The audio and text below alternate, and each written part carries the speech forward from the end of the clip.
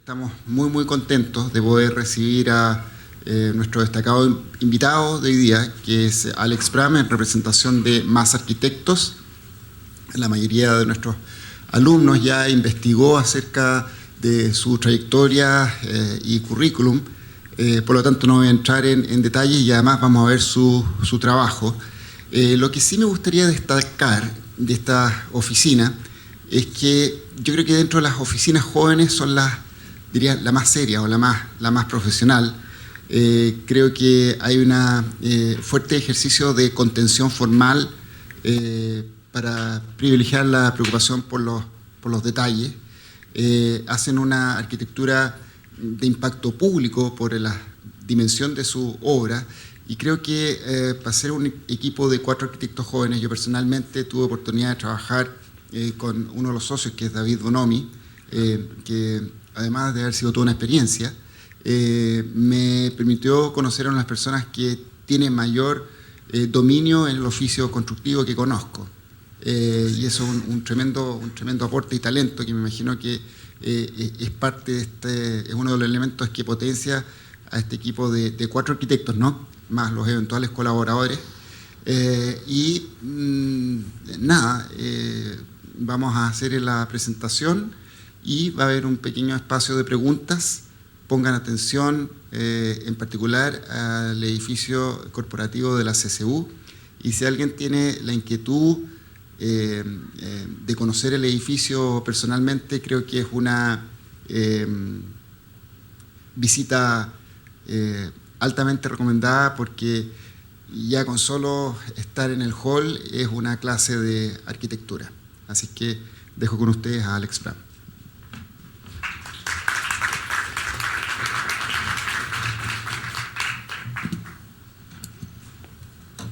¿Se escucha bien? Sí. Muchas gracias, Albert. Sin más, parto con la presentación. Nuestra oficina, como dijo Albert, está compuesta por 4 socios. Trabajamos con 2 a 4 personas más en la oficina, nunca más de 8 personas. Somos todos arquitectos, solo arquitectos y nada más que arquitectos. No hay secretarias, junior ni nada que se le parezca. Fundamentalmente porque nos gusta mantener un ambiente de taller en la oficina e interactuar todos íntimamente y tranquilamente. Trabajamos básicamente con edificios para el trabajo, edificios para empresas, edificios corporativos, edificios técnicos, muy pocas viviendas, de vez en cuando hacemos algo, pero en general esa es nuestra especialidad y lo que más nos divierte. Hace un par de meses Albert me invitó a tener unas conversaciones acerca del currículum de esta universidad. Había, no sé, 10, 15 arquitectos en la reunión y un experto en educación que era el único que no era arquitecto.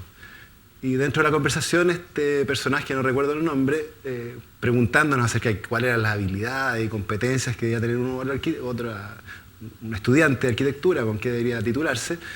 En un momento él dijo, y no lo olvidé más, que él, que no era arquitecto, entendía que los arquitectos eran los que sabían construir. Y esa en realidad es nuestra aspiración, saber construir, aprender a construir y a construir bien, cosa que es muy difícil de hacer. Somos sumamente constructores, nos preocupamos muchísimo de que las cosas queden bien hechas. Los edificios, mientras más grandes, más tiempo duran en la ciudad, de 20 a 100 y probablemente más años algunos. Son muy caros y son muy difíciles de modificar una vez que están construidos, entregados y operando. Por lo tanto, hacerlo bien es una responsabilidad gigantesca. Un error o una equivocación importante queda ahí por 100 años y no hay manera de recuperarla. Entonces, eso nos motiva y nos impulsa a trabajar verdaderamente con mucha seriedad y mucha profundidad en esos aspectos. Por lo mismo, inicialmente partimos teniendo mucha interacción con los clientes para saber exactamente qué es lo que necesitan, incluso con el propósito de superar el encargo que nos hacen. En general los clientes piden que uno resuelva una foto de ese momento en el que tienen algún requerimiento, Y pasa lo mismo que explicaba recién, los edificios superan por lejos a las empresas y a sus organizaciones. Por lo tanto, pensar en la flexibilidad y en que estos puedan usarse de otras maneras es algo a lo que los intentamos llevar permanentemente. Hacemos mucha investigación técnica justamente por lo mismo que explicaba recién. Nos metemos en profundidad en los materiales, en las soluciones, en los anclajes, en los encuentros, en los sistemas, en las instalaciones, etc. Desarrollamos muchísima información para la obra, muchísima. Van a ver al final de la presentación un proyecto que está en ejecución de un edificio de oficinas de 6.000 metros cuadrados de oficina y 6.000 metros cuadrados de estacionamiento. Muy complejo formalmente y que a esta altura llevamos 620 planos de arquitectura. Para que se hagan una idea de la cantidad de información que hay que desarrollar en la obra. Y tenemos mucha presencia en la obra también. Cuando los edificios se están ejecutando, estamos permanentemente encima, revisando y cotejando que cada detalle se vaya ejecutando según lo que proyectamos inicialmente. Modificar algo en la obra es carísimo y hay que tratar de evitarlo como sea. Eso también nos permite comandar la obra, estar a cargo de la obra, que no sea el constructor, ni el mandante, ni la ITO, ni ningún otro personaje que participa en la obra el que la dirige, aunque no tenemos, nosotros nunca hemos construido, no es nuestra profesión ni nuestra labor, nosotros somos los arquitectos y proyectamos. El haberse metido en esa profundidad y manejar verdaderamente todos los aspectos de la construcción te permite comandarla y dirigirla y asegurarte, por lo tanto, que la obra se ejecute según lo que nosotros proyectamos. Entonces, primero, construimos. Eso es lo que más nos importa. Otro aspecto que está muy relacionado con esto, que también nos interesa mucho, es la vigencia de los edificios. Como dije, los edificios duran mucho más de lo que uno piensa, probablemente estén parados muchos de ellos cuando nosotros ya no existamos, o yo al menos. Por lo tanto, la vigencia del edificio, no digo durabilidad, sino que vigencia es sumamente relevante. Vigencia entendida desde varias perspectivas, la vigencia constructiva, de la que ya he hablado un buen rato, y tecnológica, muy relacionada con lo mismo, pero también la vigencia programática, relacionada a la flexibilidad de uso de los edificios. Ahora, con mucha más profundidad que antes, también la vigencia energética, que desde que hemos empezado a proyectar con intenciones de buen criterio la hemos abordado, pero ahora último en realidad se ha convertido en un tema central que, para mi gusto, y lo vamos a ver también en el último proyecto que les muestre, es una posibilidad de caracterizar la arquitectura de hoy, a diferencia de la que se hacía antes. Y finalmente, la más difícil de abordar, creo yo, y en la que pueden haber muchísimas opciones, es la vigencia formal de los edificios, que en nuestra visión al menos, la asociamos a la simpleza y a la sencillez. Le leí una entrevista a Herzog y de Meuron hace mucho tiempo, en la que decía que aspiraban a construir edificios que no fuera necesario ver a primera vista, que uno los pudiera, que pasaran un poquito desapercibidos incluso en la ciudad o en el entorno donde estaban ubicados, y que ojalá, aunque fueran muy nuevos y estuvieran recién construidos, pareciera que hubieran estado ahí siempre. Esa aspiración nos interpreta muchísimo, y quisiéramos apuntar a eso también. De una manera más sencilla, antes de empezar a mostrarles los proyectos, les diría que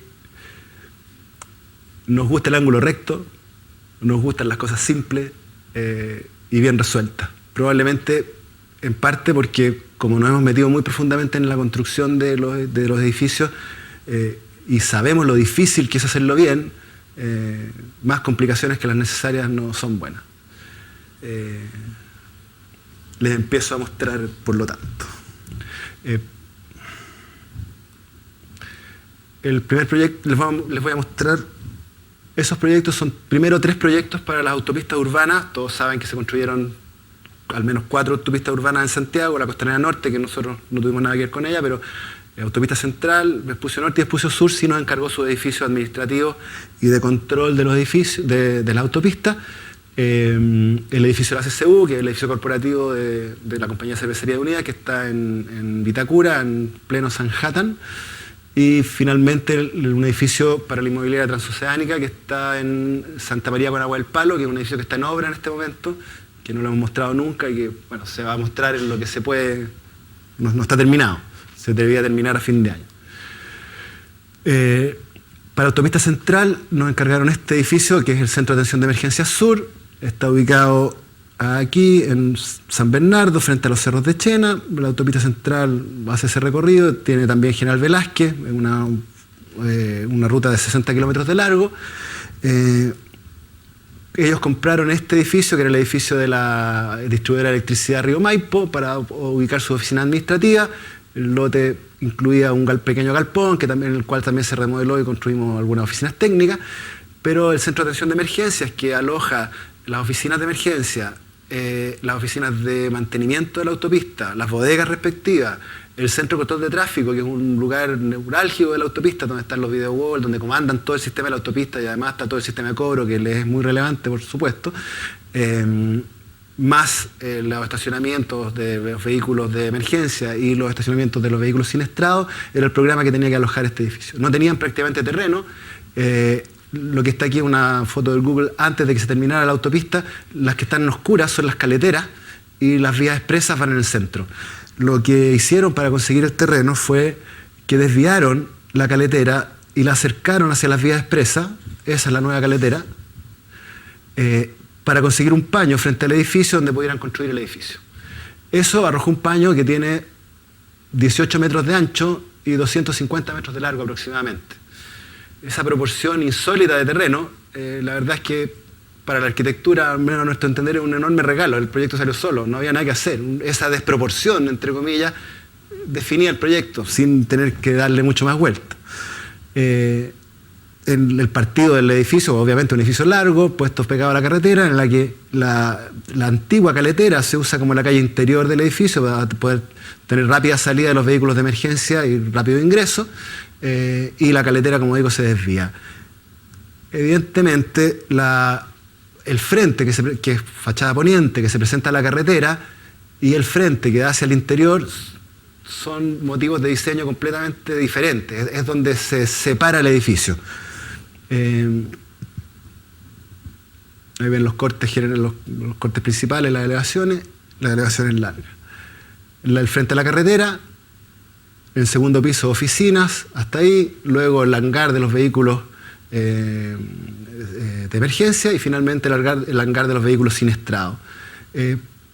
Muy neutra, muy homogénea, casi, o sea, evidentemente sin mostrar qué es lo que hay detrás, sin mostrar el programa que existe, porque hay un recorrido por el frente que es a 120 km por hora probablemente, y donde era muy importante protegerse del sol y protegerse del ruido de la autopista. Se tiene una doble fachada que van a ver más adelante. La cara interior, en cambio, es una cara mucho más amable, que no requiere protección, es una fachada oriente, donde los programas sí empiezan a tener una presencia mucho más nítida. Las oficinas en el piso superior, la sala de control de tráfico al principio, las bodegas y las zonas de servicio, los hangares de vehículos de emergencia y vehículos siniestrados. Lo mismo, ¿cierto?, más en detalle, la fachada que da la carretera. La parte superior de la fachada tiene un sistema de U-Glass o Profilit, que es una marca, que son paneles semitemplados de vidrio que permiten, como decía, quebrar el sonido de la carretera, por lo tanto hacer mucho más hermético, mucho más vivible el interior de la oficina y además proteger del excesivo asolamiento. El primer nivel son muros de hormigón prefabricado que era muy rápida la obra, había que construir en muy poco tiempo, que tenía que estar lista para partir la operación de la autopista. Se prefabricó el hormigón en vez de hacerlo in situ para poder hacer una faena más rápida. Es una estructura de 8x8, muy sencilla, con pilares de hormigón, losas colaborantes y cubierta metálica. Ahí ven los detalles de la fachada.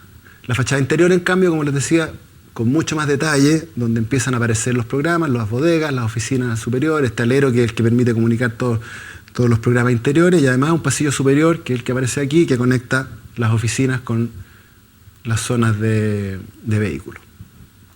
Voy a pasar rápido porque en realidad hay un montón de diapositivas y son varios proyectos, si no vamos a estar demasiado rato. El hangar, la misma vista interior nocturna, y esto es para que se hagan una idea de Estos son los cortes de arquitectura básica de este cuerpo tan sencillo. Cada uno de esos se desarrolla en todos sus detalles como aparece ahí. El de la otra cara. Estos planos no están intervenidos, son los planos que se entregan a la obra. No están hechos para publicarlos ni para mostrarlos. Me interesó mostrárselo a ustedes para que vean la cantidad de información que hay aquí detrás y la cantidad de trabajo que hay aquí. Este corte se dibuja 5 veces y una y otra vez y se va estudiando y se van desarrollando los detalles de cada proyecto. Y el resultado, bueno, el que se ve aquí. La fachada exterior, además, hay un detallito con la iluminación que también es bien interesante de mencionar. La caletera tenía que cumplir con un estándar de iluminación natural de todas las calles, y por lo tanto deberían haber habido postes cada 40 metros con la iluminación. Por suerte pudimos convencer al MOP que la iluminación del mismo edificio, ya que era parte de la infraestructura de la carretera, podía satisfacer esa necesidad. Eso permitió que elimináramos todos los postes del frente y la caletera cumpliera con los estándares adecuados. Ahí están las fotos nocturnas de lo mismo. Terminamos con la banderita chilena como corresponde. Este es otro edificio para la otra concesionaria, para Vespucio Norte Express. Está ubicado ahí en Enea, inmediato al trébol del aeropuerto, más en detalle aquí. Ese es el paño. El requerimiento programático de este edificio, que son las oficinas administrativas de la autopista y el centro de control de tráfico, el centro de atención de emergencia, un programa un poco más pequeño que el de autopista central, porque es una carretera que tiene 25 kilómetros, por lo tanto su administración es más simple, requiere menos personal, daba por un edificio en este paño del orden de los 2 pisos. Y está entre 2 volúmenes del hotel y el centro aeropuerto, creo que se llama ese edificio, que es un edificio de oficina, del orden de los 6-7 pisos. Y era una preocupación importante el mandante que el edificio no pareciera la terraza de estos otros 2. Por suerte, nuestros vecinos dispusieron los edificios muy atrás y dejaron las zonas de estacionamiento adelante. Nosotros hicimos exactamente lo contrario. Nos llevamos el edificio lo más adelante que se podía. La norma antejardín exige 20 metros, por lo tanto fue en la línea que nos pusimos, de tal manera de adelantar el edificio y solo producto de la diferencia de perspectiva que hay al pasar por la ruta, el edificio tiene otra presencia sobre la carretera. Van a ver una foto más adelante donde eso se hace muy evidente. Programáticamente está constituido por 2 volúmenes, ese, que es el que contiene todas las oficinas de administración, y este otro que tiene las oficinas de inspección fiscal, con todo lo que tiene que ver con tráfico que sale por la cara oriente, una terraza y el casino. Todos estos edificios en general requieren de casinos porque no están en zonas donde los personales puedan almorzar. Encerrando un patio interior, la zona, como ustedes deben saber, es una zona muy agreste, muy difícil de estar en el exterior, hay mucho viento, los árboles no crecen, el suelo es muy malo. Entonces nos pareció importante, ya que había esta división programática, ocuparla para generar un patio interior. Ahí está la planta general, ¿no es cierto?, con el patio al interior, el segundo nivel, que se comunica con un puente desde la oficina administrativa hacia el casino. Después lo voy a explicar más detalles. Ahí hay fotos del patio. Una anécdota muy divertida es que lo primero que se compró del edificio antes de empezar la obra fueron los árboles. Estuvieron guardados 2 años y medio, de tal manera que los árboles, cuando partiera la obra, ya tuvieran una dimensión adecuada y el patio estuviera mucho más terminado. La vista nocturna del mismo lugar. El otro aspecto muy importante es que tuvimos muy poco tiempo para desarrollar el proyecto. Incluso nos cambiaron las condiciones cuando ya teníamos el anteproyecto listo y nos dijeron que teníamos que gastar un 30% menos del presupuesto y no nos dieron más plazo para adecuar nada. Por lo tanto, muchos recursos formales que habíamos utilizado en el edificio, que originalmente tenía 3 pisos, tenía dobles alturas y una serie de condiciones especiales, no había cómo abordarlas, achicando el edificio y además tratando de darle algún interés. Optamos por un solo recurso que está muy ligado a lo que explicaba antes de la altura que hay entre este edificio y los vecinos. Extrañamente tiene 5 metros de piso a piso el edificio, que más el zócalo de 1 metro y el antetecho de 1,20 m da una estructura del orden de los 12,5 metros, que corresponde a un edificio mucho más alto que un edificio de 2 pisos. Al poner el edificio bien adelante y de 12 metros, la verdad es que van a ver la foto, se ve muy similar a los edificios vecinos. Con eso además ganamos una especialidad interior muy notable. Un edificio de oficinas que tiene esa altura, la verdad es que es muchísimo más grato de vivir en su interior. Y el sobrecosto que significaba tener una superficie mayor de fachada para atender una planta igual, se equilibró ensanchando la planta. Una planta de un edificio de oficina convencional anda del orden de los 20 metros para que tengas buena luz en los puntos centrales. En este caso, la planta tiene 25 metros. Finalmente, la proporción que hay entre planta y superficie de fachada es muy similar a la que hay en un edificio convencional. Y lo que ganamos fue gran altura. Los 5 metros de piso a piso, luego del cielo, donde hay mucha instalación en este tipo de edificios, terminan en 4 metros libres, que también no es casual. Haber usado más de 4 metros podría haber permitido que un genial administrador en un tiempo futuro decidiera empezar a construir el altillo del edificio y destruyera completamente la idea original. Por lo tanto, nos quedamos en los 4 metros, que imposibilita completamente cualquier construcción de altillo. No hay manera, entre el paquete de piso y no hay forma de construir altillo al interior, y de esa forma nos aseguramos que se mantenga la altura que estaba proyectada originalmente. Después voy a entrar más en detalle en la protección solar del edificio, que también es un tema muy importante. Ahí está el aspecto del edificio, lo que les decía, lamentablemente no tengo una foto más alejada, pero ese es el edificio del Hotel Diego Almagro, creo que se llama, y este es el edificio de 2 pisos de Vespucio Norte. El otro aspecto relevante del edificio es la protección solar.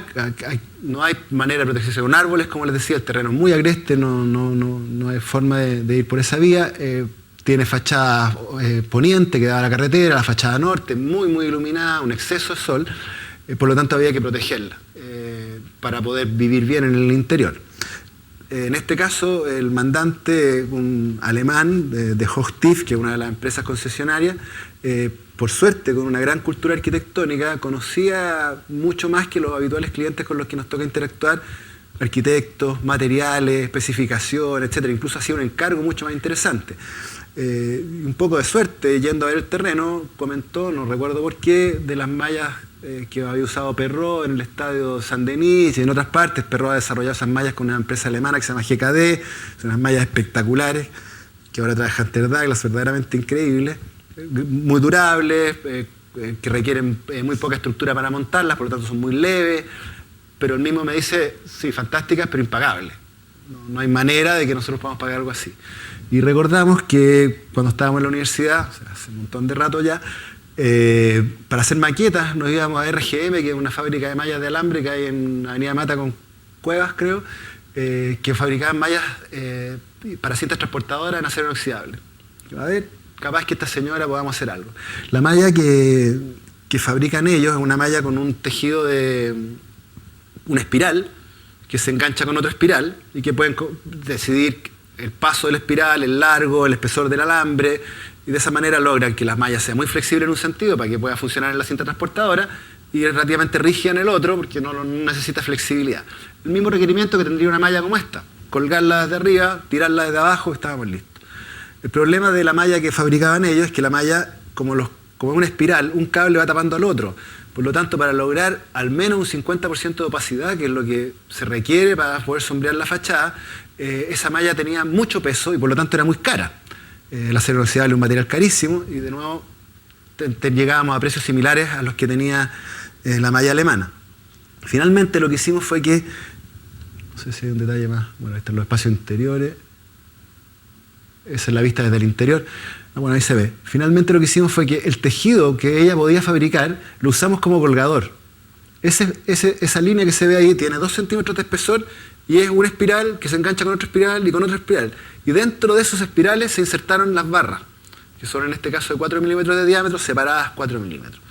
Eso logró que el 100% del material se usara para sombrear, por lo tanto lo alivianara y le bajara el costo. Finalmente esto resultó con un costo que es aproximadamente un 20% de lo que vale la malla alemana. Tiene una calidad de terminación menor, pero para un elemento arquitectónico nos parece que satisface plenamente nuestras necesidades y finalmente se pudo poner. Como ven, la transparencia que tiene la malla, está en la oficina del gerente general, hacia el exterior es impecable, verdaderamente absolutamente impecable. Y la condición de trabajo al interior, este es un momento de, ahí se ven las líneas de luz, está pegándole todo el sol a las 5 de la tarde probablemente, es sumamente grata. Desarrollamos todos los detalles de anclajes, de sistemas, revisamos mucho arquitectura náutica para ver qué tipo de tensores existían, etcétera, para poder asegurarnos que este producto funcionara bien. Más imágenes de lo mismo. El sistema de montaje que se fueron levantando con grúas, montando arriba con ese enganche que aparece ahí, que está en los detalles anteriores, y el espacio que queda entre la malla y la fachada del edificio. El mismo elemento además tiene potencialidades estéticas muy notables, muy fácil tratarlo. En este caso la iluminación está en la parte alta, detrás de la malla, y en la parte baja, embutida en el piso, por abajo. Eso hace que la malla se vea más opaca abajo y se vaya haciendo más transparente hacia arriba. Que efecto que sí se buscó cuando hicimos el proyecto de iluminación. Este otro, que aparece aquí, que son los rayos que aparecen desde los focos, fue completamente casual y una sorpresa para todos cuando se instaló el edificio. Ese es Vespucio Norte. El último de la autopista es Vespucio Sur, que es el otro tramo, este está al otro extremo. Vespucio Norte es ese tramo de la carretera, Vespucio Sur es este otro, desde Grecia hasta Maipú. Está en Vespucio con Gecarnegme, que es ex la avenida Las Torres, un poco al sur de Quilín. Es el paño que compró la autopista. Y en este caso las bases de licitación de la concesión que desarrolló el MOP exigían que la infraestructura fundamental para la autopista, que básicamente son la oficina del inspector fiscal, más toda la zona de control de tráfico, se entregara o se devolviera al Estado después de terminada el plazo de concesión, que en este caso es 30 años, a diferencia del edificio administrativo, que podían permanecer en propiedad de la concesionaria. Pero ambos programas debían tener frente a la carretera y a la faja fiscal. Eso obligó a que el paño, ya de poco frente y mucha profundidad, tuviéramos que partirlo al largo para desarrollar el edificio que se entregaba al Estado y el edificio administrativo. Por eso aparecen dos cuerpos. El cuerpo administrativo, que tiene 7 pisos de altura. El primer piso en los dos casos está completamente despejado para estacionamiento, y desde el primer piso hacia arriba hay 6 pisos de oficina y un piso más con la oficina del inspector fiscal y toda la zona del video wall y de control de tráfico que está más atrás. En los pisos superiores, la cubierta de este edificio se ocupa como expansión de las áreas mayores del edificio, el casino y una sala múltiple. Se sale a la terraza sobre la cubierta del edificio de 2 pisos, y los pisos superiores ya son edificios administrativos. Como esta planta tiene una crujía muy menor, tiene 11 metros de frente, hay poca superficie en planta, por lo tanto el contacto, que también fue un pedido explícito del mandante, entre las distintas áreas de la oficina era menor, era muy difícil contactar todos estos pisos. Tiene un exceso de circulaciones verticales el edificio. Tiene una doble escalera de tijera en la punta, un ascensor más representativo en el hall principal, con un espacio vacío en toda la altura del edificio, otra escalera atrás y otros 2 ascensores atrás. Es muy fácil cambiarse de piso, de cualquier forma, de tal manera, como digo, de poder conectar más fácilmente los programas interiormente. La grabación y los cortes, ahí se ve el primer piso con estacionamiento, ¿no es cierto?, las zonas de control de tráfico y el edificio administrativo. Los dos frentes del edificio, este edificio es más bien un búnker, es muy cerradito, tiene una ventana muy larga en la zona de la oficina simplemente, pero es muy cerrado porque es una zona muy estratégica. El otro edificio, en cambio, es mucho más transparente, y en la fachada surponiente, diría yo, se cubre con un sistema de vigas laminadas similar a lo que ven acá en el auditorio. Tiene una dimensión muy similar a esa, de hecho son de 3x10, perdón. Y la fachada norte o nororiente con una plancha perforada de acero. De nuevo, el desarrollo de detalles, como digo, es muy, muy importante en la oficina. Es un corte general del edificio. Y estos son, por ejemplo, los detalles de una pantalla control solar, la que va por la fachada norte y la otra que va por la fachada surponiente. Ese es el aspecto del edificio. La fachada queda al norte, con este panel perforado que les decía, que en la noche se desaparece en realidad porque la iluminación está por el interior, y la fachada del otro lado, la sur-poniente con las vigas colgadas y la terraza sobre el espacio del volumen menor. Estos puentes que conectan el edificio, que mientras dure la concesión de 30 años son muy importantes porque relacionan todos los programas, supuestamente después de terminar la concesión uno podría retirarlo. Yo creo que lo que ocurrió finalmente es que tuvimos que cumplir con una norma, pero es muy poco probable que esto ocurra. Terminado la época de concesión, evidentemente la nueva concesionaria, sea una nueva concesionaria o el Estado va a requerir el edificio de oficina igual, lo más probable es que se mantenga esto como una unidad. El hall principal con el ascensor más público, como digo, con todo el espacio abierto hacia arriba, la toma hacia abajo de lo mismo, y las escaleras de tijera que están al fondo. Detrás de cada una de esas escaleras hay otra que va en el otro sentido para comunicar, como digo, muy fácilmente los pisos. El edificio de ACCU en Sanhattan, CCU era dueña de todo este paño, donde tenía su industria en realidad, loteó y fue vendiendo todos los terrenos y finalmente se quedó con donde hace creo que 3 años finalmente se terminó de construir, 2 o 3 años terminó de construir su edificio corporativo. Llamaron a un concurso a 5 oficinas que tuvimos la suerte de ganar, concurso que se adjudicó antes de que cambiara la normativa y uno pudiera acogerse a las sombras y salirse de las rasantes. Este es el dibujo por el que se ganó el concurso, que era un proyecto, un volumen mucho más complejo, que tenía un volumen en L por detrás y despegaba una torre más simple porque había que cumplir con la constructibilidad solicitada, pero meterse bajo estas ingratas rasantes que ya todos conocemos. Cuando nos juntamos el primer día, un dato importante, este edificio se hizo en conjunto con Flaño Núñez Tuca y ADN y Jorge Nordenflicht. Son 3 oficinas las autoras de este proyecto, no es solo nuestra. Cuando nos juntamos la primera vez a pensar en qué queríamos proponer, efectivamente lo que teníamos ganas de hacer era esto. Y lo rayamos, hay un croquis, un dibujito, ojalá pudiéramos hacer esto, pero no se puede. Y bueno, terminamos en esto, que era lo que se podía hacer. Con el intento de igual destacar un volumen muy sencillo. Ese cambio en la normativa y el plazo que hubo relativamente largo entre que se juró el concurso y que finalmente se pudo ejecutar el proyecto, nos permitió cambiar el proyecto y simplificarlo y hacer efectivamente lo que queríamos hacer desde el primer día.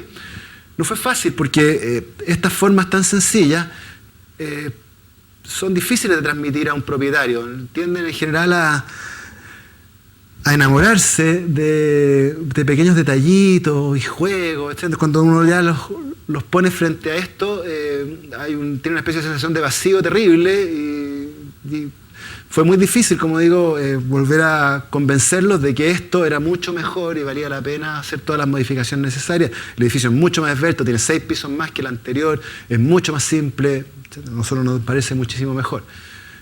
Ahí está emplazado el edificio en todo el sector. No creo que valga la pena explicar demasiado porque todos lo deben conocer, el desastre urbano que significa todo esto a nivel de suelo. Como todos estos lotes se construyeron separadamente, tienen medianeros, estacionamientos en su entorno, no hay ningún suelo que pueda conectarse, lo que es una pérdida y un derroche gigantesco. Nosotros solo podíamos actuar sobre este terreno, no tenemos ninguna posibilidad de actuar sobre los otros porque no somos el mandante, no es el propietario, pero al menos en este terreno sí tuvimos la posibilidad de incluir espacios públicos mucho más generosos. La placa, que la gran mayoría de estos otros edificios sí tiene, se retranqueó al fondo de la plaza de acceso, construimos una plaza de buenas dimensiones, el acceso de vehicular también se llevó atrás de tal manera de que esa fuera la plaza, y al extremo norte del edificio se incluyó una segunda plaza, esta a -1, que habilita al final una sala de arte de la CCU que está aquí al fondo. Esta es la planta del nivel 0, donde se ve la plaza de acceso, el acceso a automóviles, el acceso principal al edificio. Esta zona del hall que tiene doble altura y esa zona del hall que tiene triple altura, que logra vincular a través de esa escalera el hall con la plaza hundida y la sala de artes que está aquí, además de también vincular los estacionamientos del primer subterráneo, que son los estacionamientos de los propietarios, que ingresan por el -1 y toman directamente los ascensores a sus pisos. Ahí se ve la plaza de acceso, un detalle de lo mismo, y la plaza hundida que está al -1. El hall principal que tiene doble altura y el hall del -1 que tiene triple altura y que conecta, como decía, con la sala de artes que está ahí atrás. La conexión entre los dos pisos. Otro aspecto a mencionar es que si bien desde el punto de vista del emplazamiento del edificio, de la forma que uno puede ver directamente, esta postura indicaba que el volumen era relativamente homogéneo, diría yo, con esta fachada muy similar a la de acá, con un criterio distinto de diseño para la fachada que al oriente y a la calle, que por lo tanto presenta el edificio, se contradice de alguna manera esa regularidad, la simetría que sugiere el emplazamiento en ese punto, con que esta es fachada norte, por lo tanto tiene un asolamiento muy cargante y excesivo para oficina, contra esta fachada que es sur y que es mucho más grata como ambiente de trabajo. Eso nos motivó a mover el núcleo, no poner un núcleo central, sino que llevarnos el núcleo hacia el extremo norte, de tal manera de siempre liberar toda la fachada sur, darle mejor aprovechamiento a esa, lo que permitía además que la torre de ascensores más baja, que termina en el piso 13, liberara de nuevo esa zona central y se quedara más contenido aún el núcleo. Ocupamos por lo tanto un tramo de la fachada, entre comillas, mala con el núcleo y dejamos esas zonas despejadas. Para evitar que eso apareciera marcadamente y para mejorar también la condición térmica del edificio, toda esta fachada, el termopanel que la cubre, está serigrafiado con una opacidad del 50% también, de tal manera de mejorar la condición térmica de toda esta fachada y además hacer mucho más difuso la presencia del núcleo de ascensores. Ahí uno lo alcanza a ver, pero efectivamente a una vista rápida uno ve una fachada muy continua y no reconoce claramente el núcleo de ascensores. La otra, en cambio, solo se serigrafía el antepecho, dejando la fachada superior libre, ya no con un propósito térmico, sino que con un propósito de ordenar los escritorios que se acercan a la fachada, que son diversos, de distintos tipos, de distintos pisos, y que de pronto adquieren demasiada presencia en la fachada de un edificio. Ese serigrafiado, que es bastante fino, no es que cubra los escritorios, te permite desde el interior tener una vista como un ventanal de piso a cielo, efectivamente, pero le da un poco más de orden a la fachada. El mismo edificio en la noche, que claro, el mismo recurso de esta celosía de hormigón prefabricado que da al oriente, que presenta un poco el edificio, es muy fácil de tratar con un sistema de iluminación muy sencillo, son cintas de tubos fluorescentes que logran darle una presencia muy marcada en la noche al edificio. Finalmente que es un edificio que está en obras, en esa ubicación, Santa María Manquehue, Cesagua del Palo y Santa María, un encargo muy insólito en realidad es el paño. Los propietarios son dueños de todo este terreno, incluso hasta más atrás. Aquí está la entrada al polo, aquí hay un edificio ahora de FFB y después ahí está la Clínica Las Nieves. Este frente debe tener del orden de los 500 metros, un paño gigantesco. Le encargaron a una oficina alemana que dibujó este plano un master plan para hacer un business park, un parque de negocio en realidad, y un sector de vivienda. Más desarrollado, esto mismo, que un dibujo preliminar, terminó en este master plan, que es de esta oficina que les decía que se llama Krause y Bohne, que funciona en Alemania. Se enamoraron los propietarios de este master plan y el encargo que nos llegó a nosotros fue que desarrolláramos este edificio. Y verdaderamente ese edificio no teníamos muchas posibilidades de movernos porque de hecho ellos se contactaron con otra oficina antes que nosotros para hacerle esa misma solicitud, oficina que dijo que no le interesaba desarrollar un master plan de otros y que hizo una propuesta ellos mismos. Los alemanes miraron esto y dijeron, no entendieron nada, no es lo que queremos nosotros queremos que desarrolle este edificio. ¿Está dispuesto a hacerlo? Ya estamos dispuestos a hacerlo. La iconografía de esto me parece horrorosa, en realidad construir esto es exactamente... No sé, mi hijo que es alumno de arquitectura le parecía un plano horroroso. Y evidentemente es así. Lo único con lo que tratamos de quedarnos fue con ese trazo largo y curvo y desarrollar a partir del proyecto. Por suerte, bueno, ahí está más en detalle aún este master plan. Otro aspecto del encargo que fue muy importante y muy interesante, que significó una modificación grande en nuestro quehacer, y que ahora lo ligo a lo que decía al principio de la vigencia energética del edificio, es que viniendo de Alemania y teniendo, por lo tanto, mucho más cultura en ese aspecto, el encargo también era muy enfático, muy preciso en eso. El edificio debía tener un rendimiento energético buenísimo, gastar lo menos posible, ser sumamente ecológico y ser sumamente sustentable. Y para eso nos dieron muchos recursos. Aparte del costo de implementar sistemas nuevos, que evidentemente lo hace mucho más caro, nos enviaron a Alemania 3 o 4 veces a seminarios, contrataron al experto de clima, y el experto que hizo todo el proyecto es alemán. Los maestros que instalaron el sistema son alemanes. Vinieron 3 maestros que estuvieron 4 meses en Santiago instalando el sistema. Lo que habla muy bien de los clientes, la verdad es que son un lujo de personaje. Y dentro de eso está lo que aparece aquí, un edificio de Sauerbruch-Hatton en Berlín, que tiene un sistema de control solar sobre la fachada. Esto también es de Sauerbruch-Hatton, es la sede del Ministerio de Medio Ambiente alemán, en la afuera de Berlín.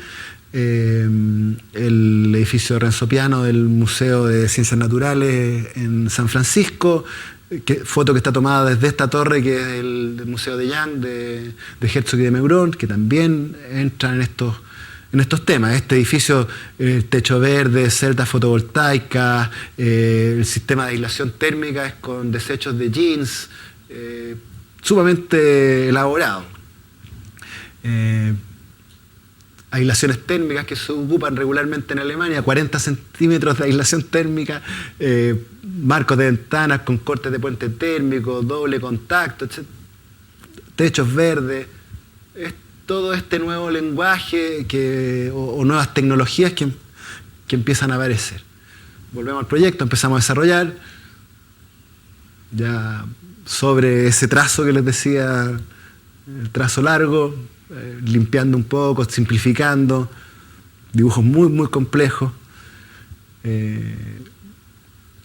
Abordar este diseño fue muy, muy difícil. Nosotros no tenemos grandes recursos tecnológicos en la oficina, trabajamos con AutoCAD, con computadores convencionales, no hay nada extremadamente sofisticado. Entonces, finalmente, terminar con esta planta ha sido un esfuerzo gigante. Como les dije, ha requerido del orden de 600 planos, solo los planos de arquitectura. Hay otros 400 planos de instalaciones para un edificio de 6.000 metros. Es el plano trazado, para que en la obra pudieran instalar, ubicar el edificio. Imaginarán la cantidad de horas que significa esto en comparación, por ejemplo, con cualquiera de los edificios que vieron anteriormente. Las plantas finales, ¿no es cierto?, del edificio, y aquí me voy a empezar a meter en asuntos más energéticos, que creo que es lo interesante que tiene el edificio. Todo el edificio tiene un sistema de control solar que tiene que ver con esto, ¿no? Controlar el sol al exterior es evidentemente mucho, mucho más eficiente que cualquier otro recurso, incluso que usar un vidrio de gran rendimiento. Los porcentajes de transmisión energética están ahí, 12% contra cualquier otro. Claramente este es el mejor recurso, cubrir por el exterior. El corte, por lo tanto, aparte de las aislaciones térmicas que son muy importantes, ¿no es cierto?, considera un sistema fijo, que es una celosía de madera que cubre las ventanas. Está apretado el corte, el espacio que hay entre una celosía y otra es 1,20 metros, que es el área, la zona de visión completamente despejada que queda, pero la sombra que arroja este sombreadero exterior permite filtrar o evitar que el sol llegue sobre la fachada o sobre el cristal, y por lo tanto disminuir las ganancias térmicas. Adicionalmente tiene un toldo que también opera con un sistema de control central, de tal manera que en los pocos días de invierno en el que el sol es más acostado y tiene mayor penetración, pero que igual hay de alta temperatura en Santiago, tenga una segunda protección, y seguimos evitando que el sol dé sobre los cristales. Construimos modelos uno a uno de la fachada donde se hicieron todas estas pruebas. Ahí está el toldo, regular la distancia entre estos elementos. Otra dificultad adicional está, aquí se ve relativamente simple porque este modelo está hecho en plano, pero este sistema tenía que adaptarse a curvas de distintos radios, por eso tiene ese encuentro que está ahí que permite que este mismo sistema, como un canasto en el fondo, vaya adaptándose a las distintas curvas.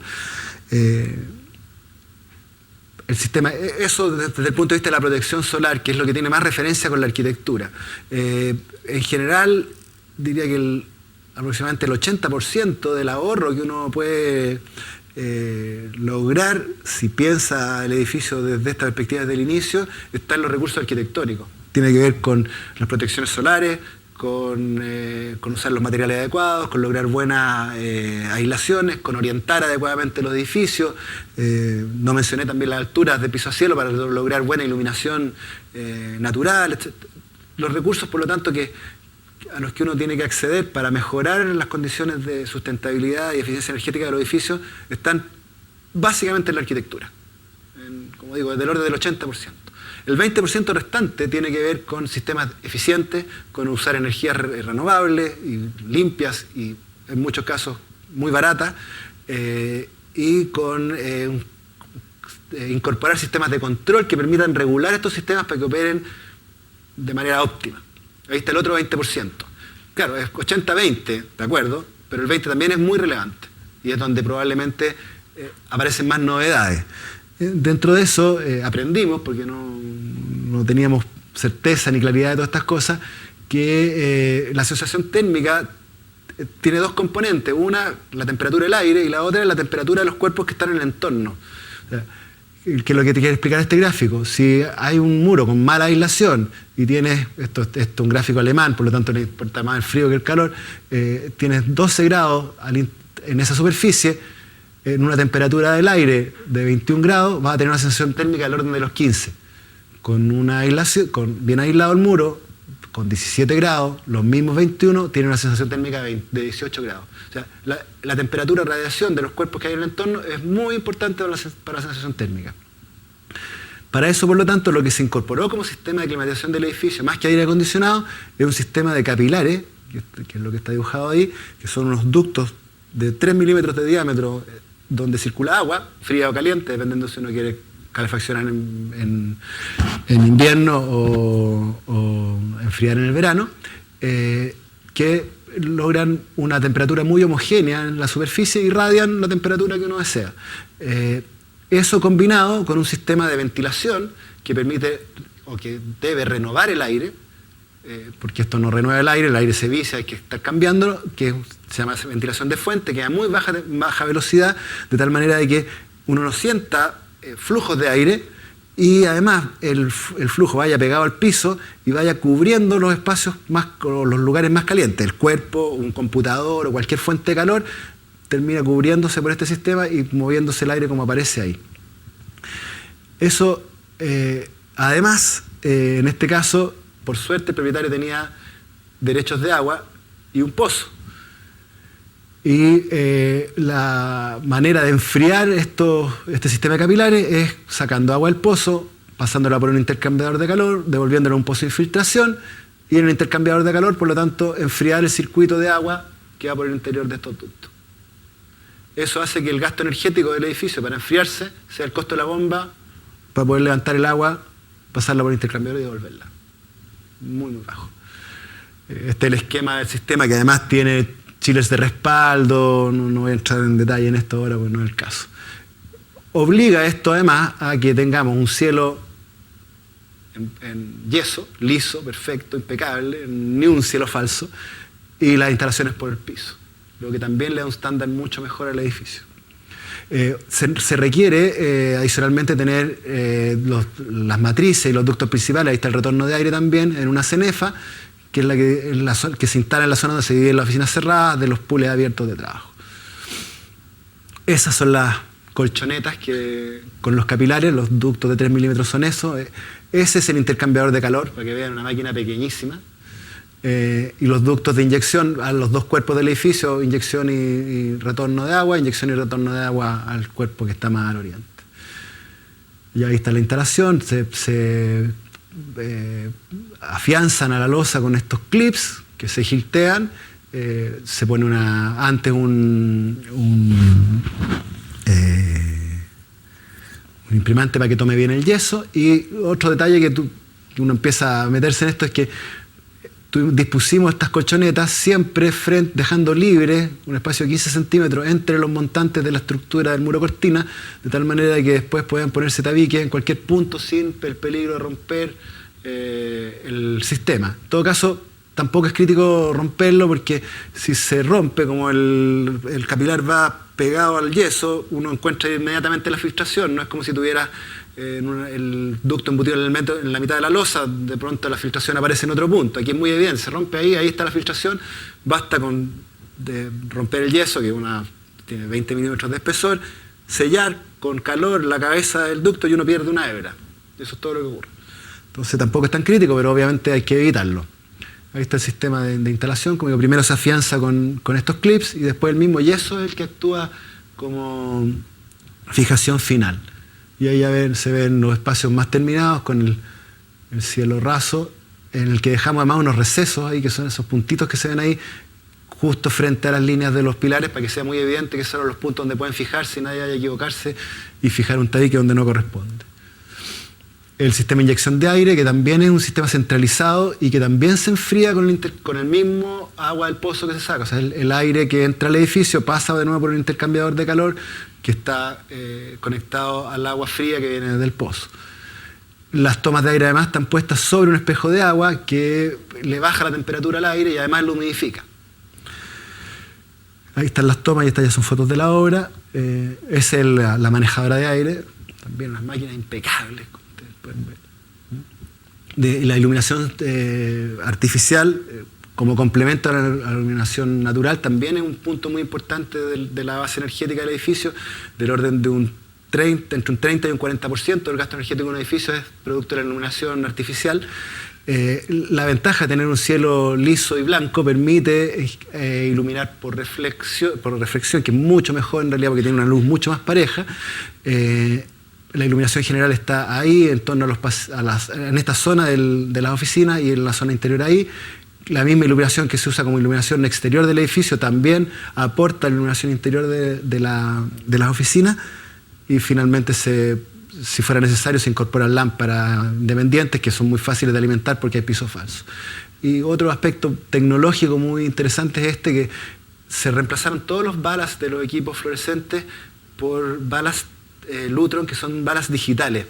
La ventaja del balas digital es que uno puede conectar con una hebra de datos todos los equipos de iluminación del edificio y modificar su encendido, su intensidad en el computador. Si se mueve en oficina, el tubo que se encendía en la oficina A, mañana es parte de la oficina B, no tengo que recablar nada, basta ir al software, decirle el tubo fluorescente que tiene dirección IP, porque es digital, número B43, se tiene que prender junto con el B44 y no con el B45, y se encienden así. Eso permite además que hay un gran ahorro energético, porque como todos estos sistemas están conectados a sensores de iluminación, se van encendiendo como complemento a la luz natural del edificio. Nunca hay un gasto energético mayor que el justo y necesario para mantener la cantidad de luz sobre la superficie de trabajo estable. Hoy día en Santiago es del orden de los 180 kWh metro cuadrado al año, y en este edificio estamos hablando de un costo de 35 kWh metro cuadrado al año. O sea, menos de un quinto de lo que gasta un edificio convencional. Esta foto no sé por qué se puso ese color. Ya. Estas son fotos de la obra, ya. Esta debe tener un mes y medio, y estas son fotos de la obra recién de tener 2 semanas. Cristales curvos en las curvas cerradas, nos preocupamos de que los diámetros fueran los mismos para no tener otra matriz para construirlo.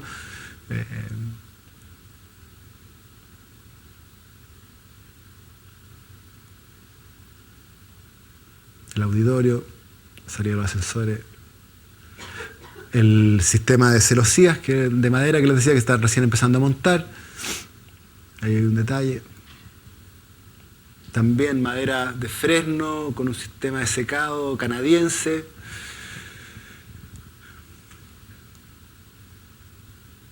En la visión interior de las mismas oficinas. Y esa creo que es la última toma. Debo decir que igual esto ha sido una especie de paradoja.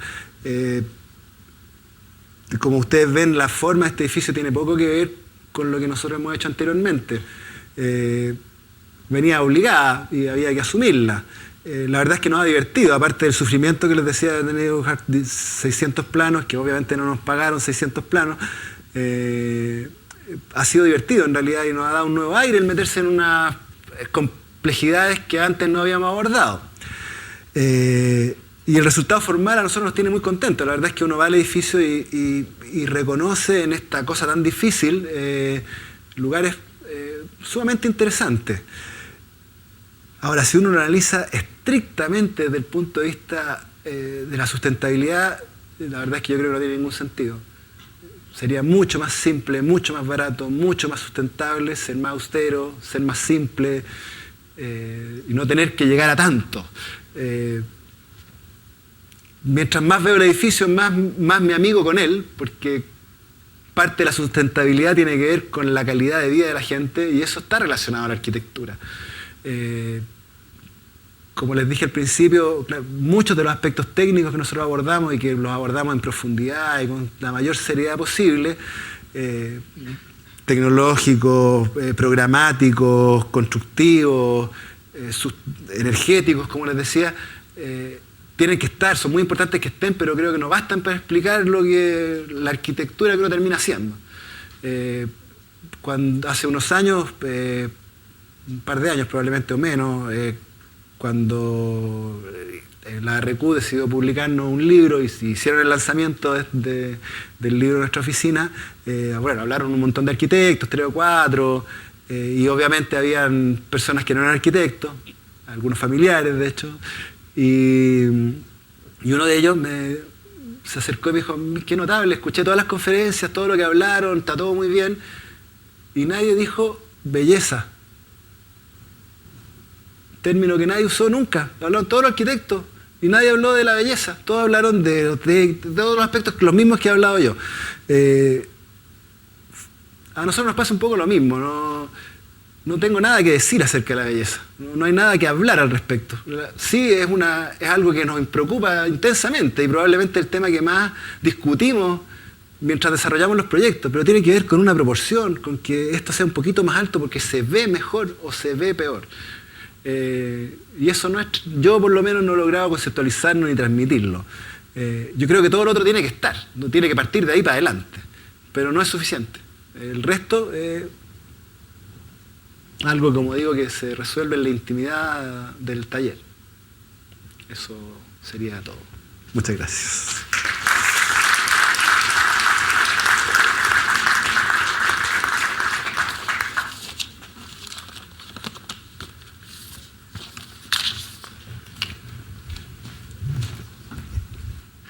O sea, que ya me enseñaron todo ya. Muchas gracias. Se pone verde y ahora sí. Ahí, ya. Ahí sí. Muchas gracias, Alex, por la estupenda presentación. Vamos a ofrecer la palabra por si algún estudiante quisiera hacer una pregunta. Hay 2 preguntas. Sí. Y después el señor que viene invitado.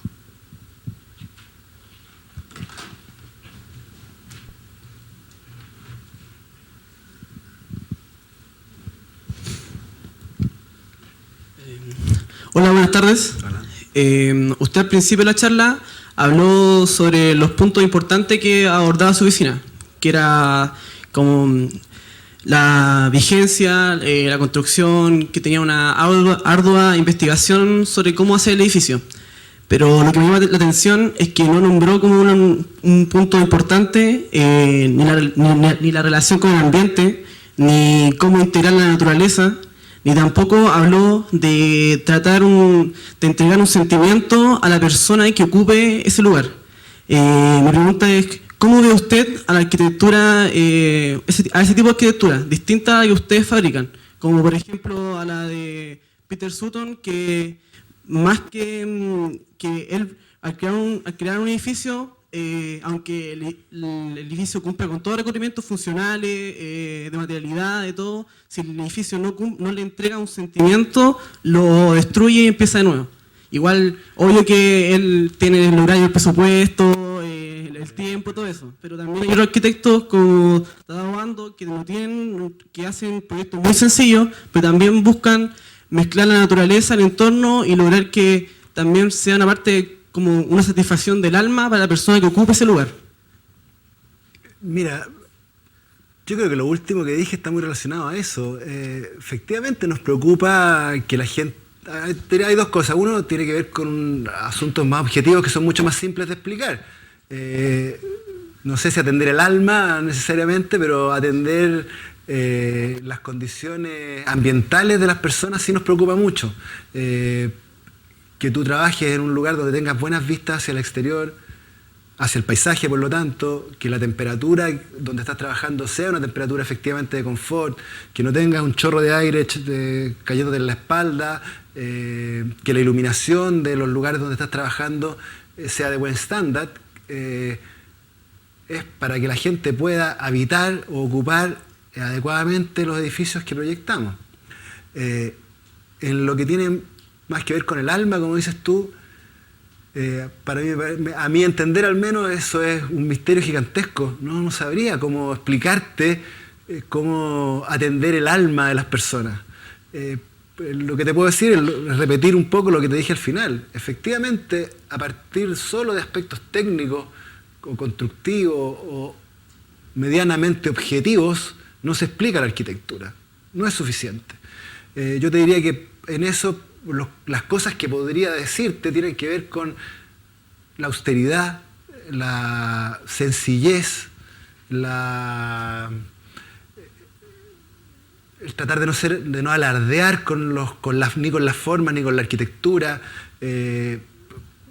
Lo relaciono también a lo que les comenté de la entrevista a Herzog y de Meuron, de tratar de no ser edificios estrella, que no haya manera de no mirarlo, así una especie de Barbie, que chica linda, no hay manera de no darse vuelta a ver cómo pasó. Lo ligo un poco más a eso, te diría yo, pero no dificulto, por lo menos en la experiencia profesional que tenemos nosotros. Ojalá otros tengan otras capacidades y puedan abordar lo que dices tú, que está muy bien. No es que no nos preocupen las personas ni su alma, pero nos parece difícil que alguien pueda tener esa condición cuando tiene mucho frío o tiene mucho calor o no puede trabajar cómodamente.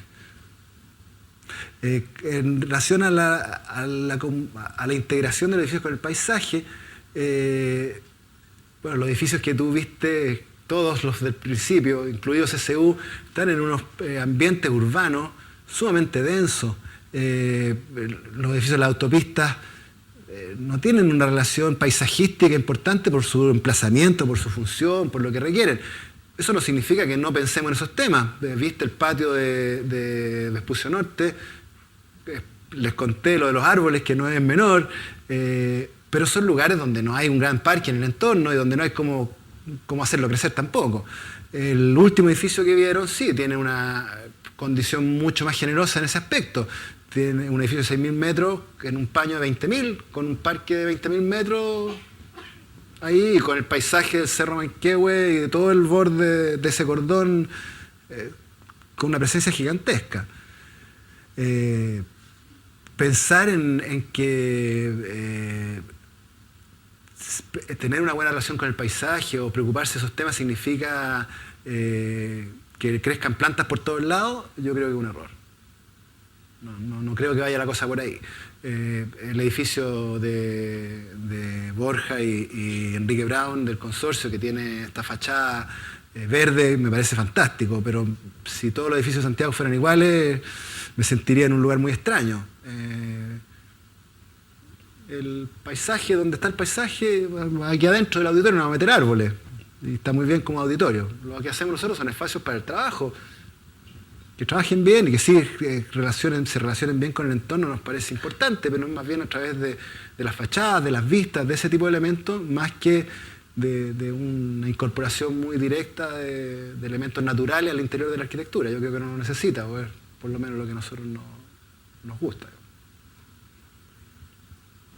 espero haberte contestado. Peter Alex. Sumter, no sé si está tan preocupado del alma de las personas. No lo tengo tan claro, siendo un excelente arquitecto. Perdón.